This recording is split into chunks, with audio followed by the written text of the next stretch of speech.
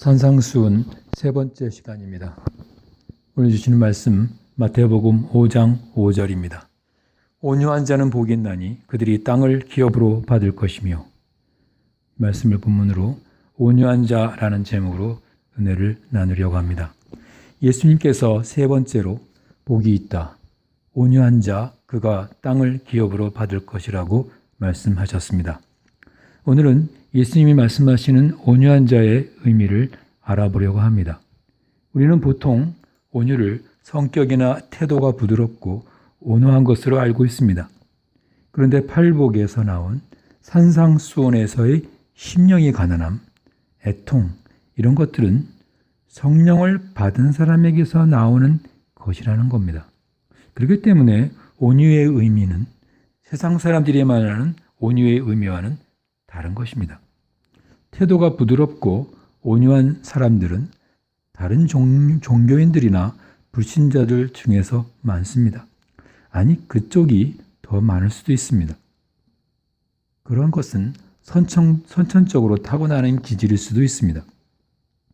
그러니 성경에서 말하는 것은 그런 것은 아닐 것이란 말입니다. 그러면 예수님께서 말씀하신 온유의 의미가 무엇일까요? 구약 성경에 온유의 대명사처럼 묘사되는 인물이 있습니다. 모세입니다.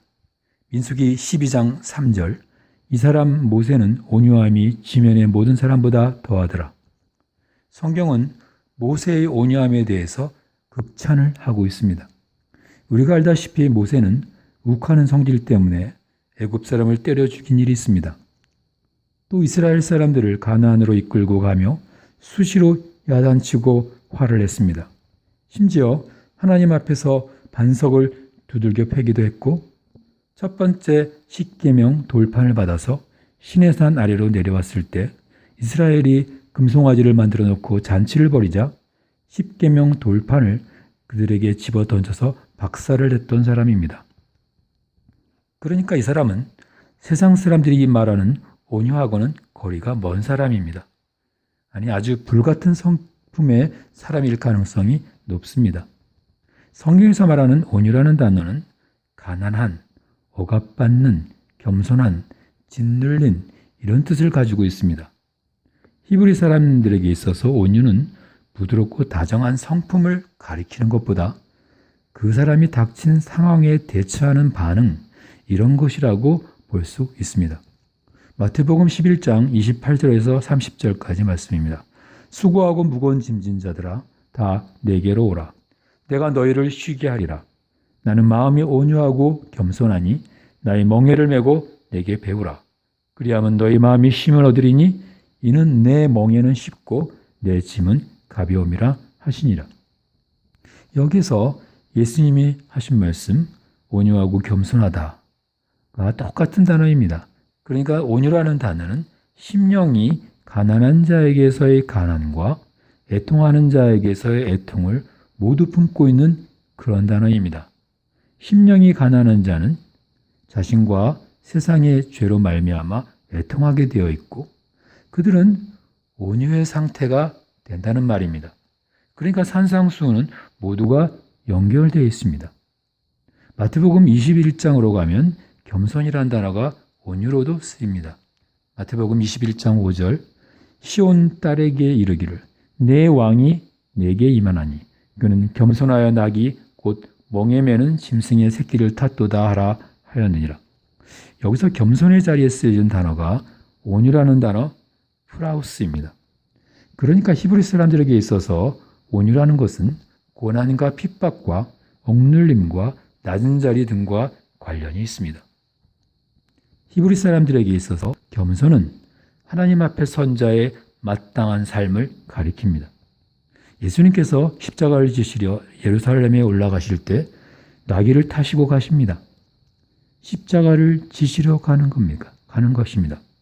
피의 언약을 성취하시려 나귀를 타고 가십니다. 그러니까 온유라는 것은 하나님의 언약 성취의 과정에서 자신의 뜻이 비워진 채로 하나님 뜻과 능력에 밀려서 그 길이 비록 고통과 환난과 억압과 낮아짐과 굴욕의 길이라고 할지라도 그 언약 성취의 도구로 쓰임받는 상태를 말하고 있습니다. 그것이 온유입니다. 예수님은 성자 하나님이십니다.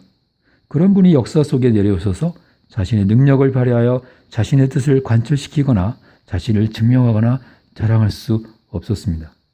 왜 그렇습니까? 그것이 하나님의 뜻이었기 때문입니다. 그렇게 하나님의 뜻을 안 자가 그 뜻이 성취되는 과정 속에서 하나님의 도구로 쓰이는 자신의 신분을 깨닫고 그 어떤 환난과 고통과 굴욕에도 담담해지는 상태, 확고한 믿음의 자리에서 공고해지는 상태를 온유라고 하는 것입니다. 그것은 성품의 문제도 아니고 기질의 문제도 아닙니다. 언약 안에 들어있는 자들이 어쩔 수 없는 상태, 속수무책의 고백인 것입니다. 그것은 인간들이 노력해서 만들어낼 수 있는 종류의 것이 아니라 하나님의 은혜의 왕노릇이 성도라는 하나님 백성들 안에서 만들어내시는 선물인 것입니다. 그러한 온유가 바로 성도가 기업으로 받는 땅, 하늘나라인 것입니다. 예수님께서는 수고하고 무거운 짐진 자들에게 그 짐을 가볍게 느낄 수 있는 비결을 가르쳐 주시겠다고 하시면서 그것이 바로 당신의 온유라고 하십니다. 예수님이 십자가, 그분의 삶 자체는 이 세상 관점에서 볼 때 결코 쉽거나 가벼운 것이 아니었습니다. 아니, 정말 힘들고 고통스러운 것이었습니다. 그렇지만 중도에 취소되거나 바뀔 수 없는 하나님의 언약 때문에 예수님께서는 묵묵히 그 길을 가신 것이었습니다. 예수님처럼 그 하나님의 뜻을 이루어가는 모든 자들의 삶을 성경은 온유라고 말하고 있습니다. 다시 모세를 예를 들어보면 그는 말년인 여든에 하나님의 부르심을 받아 광야에서 죽을 고생을 합니다. 그리고 마치 광야에서 버려짐을 받는 것처럼 가나안에 들어가 보지도 못하고 죽습니다. 광야에서 그는 역정도 내고 격한 언사도 쏟아내고 이러저러한 모양으로 인간의 한계를 보입니다. 그러나 그의 삶이 하나님의 손에 붙들려 있었기 때문에 그가 온 지면 위에서 가장 온유한 자다라는 말을 들은 것뿐입니다. 그리고 그 모세의 삶에 예수의 삶이 모형으로 담겨져 있어서 그가 온 이스라엘 중에 가장 온유한 자라는 말을 듣는 것입니다. 모세의 온유함을 칭찬하면서 어떤 한 이야기가 함께 나옵니다. 모세가 구스 여인과 혼인하는 이야기인데 그것을 본 그의 여동생 미리암이 모세를 나무랍니다. 그러자 하나님께서 미리암을 저주하시고 문둥병이 걸리게 하십니다. 이 이야기는 모세가 거의 멋진 흑인 여인을 취해서 동생이 비난을 받자 하나님이 모세를 두둔한다, 그런 내용이 아닙니다. 당시 구스 여인 즉 이디오피아 여인은 애굽의 노예로 잡혀왔다가 이스라엘 출애굽 때 얼떨결에 함께 나온 여자입니다. 이 여인은 이스라엘 진 중에서 가장 천대받던 여인이었습니다. 그런 여인을 모세가 하나님의 언약 성취의 도구로 여인을 취해서 신부로 삼은 것인데 이것은 하나님의 인간에 대한 구원의 모형이었습니다. 우리의 모습, 천한 구스 여인 같은 우리를 신부 삼아주신 예수님을 상징한다는 것입니다. 하나님께서 말씀하시라고 하는 이 의미를 이해하지 못한 미리암이 인간의 선악 구조로 판단해서 비난한 것입니다. 그때 말씀하십니다. 그러한 판단을 하는 너는 어떤 인간인 줄 아느냐? 너도 나의 은혜를 입지 않으면 더럽고 부정한 문둥병자다. 라는 것을 보여주시는 사건인 것입니다. 이렇게 하나님의 언약의 도구로 쓰여지면서 하나님의 열심에 의해서 이 세상 사람들의 가치관과 생각과는 다른 삶으로 끌려가는 상태, 그것이 온유인 것입니다. 예수님의 경우도 마찬가지입니다. 성전에 들어가셔서 돈 바꾸는 자들, 장사하는 자들의 좌판을 다 엎어버리셨습니다. 그리고 바리새인들에게는 수시로 독사의 새끼, 마귀의 자식들이라고 욕을 거침없이 하셨습니다. 그게 온유입니까? 온유라는 것은 참을 수 있을 만큼 참아야 온유 아닙니까? 그런데 예수님은 자신을 가리켜 온유하다고 하십니다. 반복해서 말씀드리지만 복받은 하나님의 백성들에게서 보여지는 온유는 성품과 기질의 문제가 아니고 하나님이 열심히 해서 끌려가는 자들에게서 나오는 항복의 삶을 가리키는 것입니다. 그것은 힘이 없어서 억지로 당하는 굴욕이 아니라 이미 완료된 것에 대한 신뢰요, 확신인 것입니다. 빌립보서 2장 5절에서 8절 말씀입니다. 너희 안에 이 마음을 품어라. 곧 그리스도 예수의 마음이. 이는 근본 하나님의 본체시나 하나님과 동등됨을 취할 것으로 여기지 아니하시고 오히려 자기를 비워 종의 형체를 가지사 사람들과 같이 되셨고 사람의 모양으로 나타나사 자기를 낮추시고 죽기까지 복종하셨으니 곧 십자가에 죽으심이라. 이것이 예수님의 온유입니다.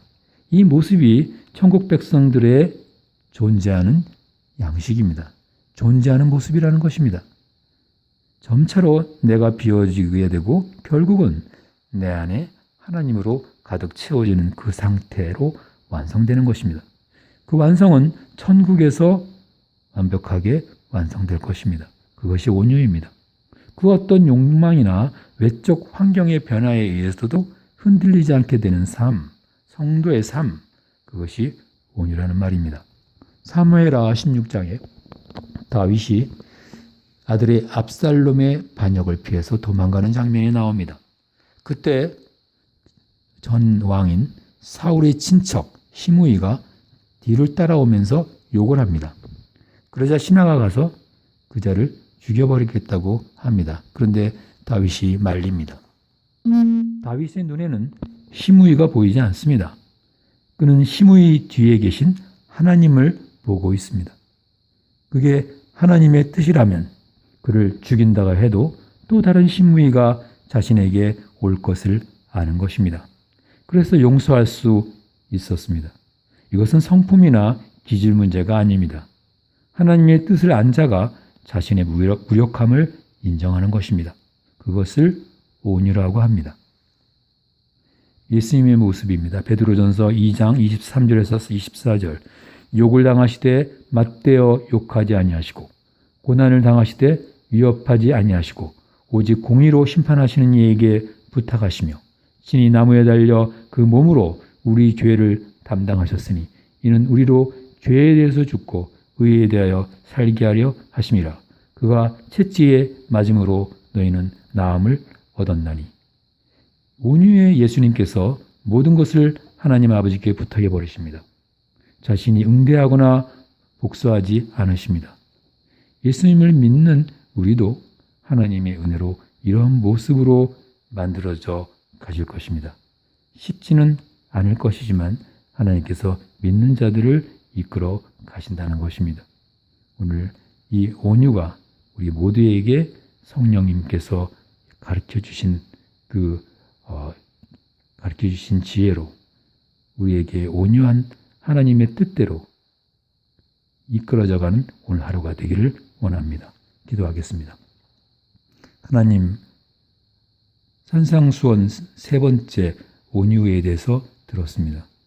우리도 하나님의 뜻에 우리가 순종하는 것은 우리가 할 수 있는 것이 아니라 하나님께서 우리를 인도하시고 만들어 가신다는 것을 믿습니다. 하나님이 열심히 의해서 끌려가는 자들에게 나타나는 그 온유, 그 은혜가, 그 온유의 은혜가 듣는 우리 모두에게 가득하게 하여 주옵소서. 예수님 이름으로 기도합니다.